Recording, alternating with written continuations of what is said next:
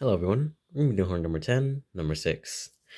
A sociologist expects the life expectancy of people in Africa is different than the life expectancy of people in Asia. The data obtained is shown in the table below. Determine the 95% confidence interval for the difference in the population means. So we have this chart, and we have our answers. So let me show you how we get the answers. So for number 6, we're going to be using this formula. x1 minus x2 plus minus z alpha over 2 times the square root of variance 1 divided by n1 plus variance 2 divided by n2. Now they already gave us the numbers in the chart. We have x1 equals 55.3, x2 equals 65.2. Now right here, we have a standard deviation of 8.1 and a standard deviation of 9.3. So right there, let me get that in the picture. So population variance is going to be the O squared, while the O by itself is going to be standard deviation. So we're going to have to square the O when we put it in the formula. Last up, we got N1 is 53, N2 equals 42, but we do not know what Z alpha over 2 is. So let's find that. So we're going to be finding Z alpha over 2.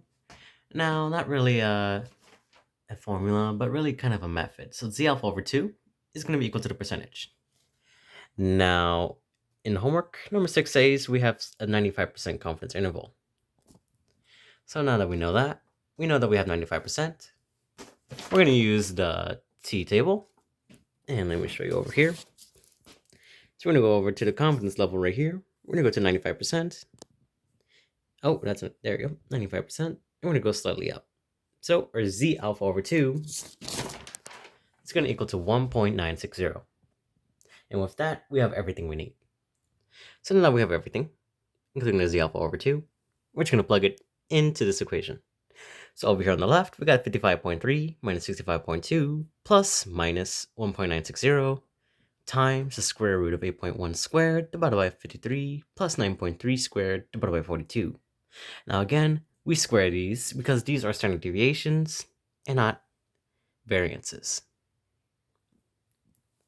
Now what that's going to be simplified over here on the left is going to be negative 9.9.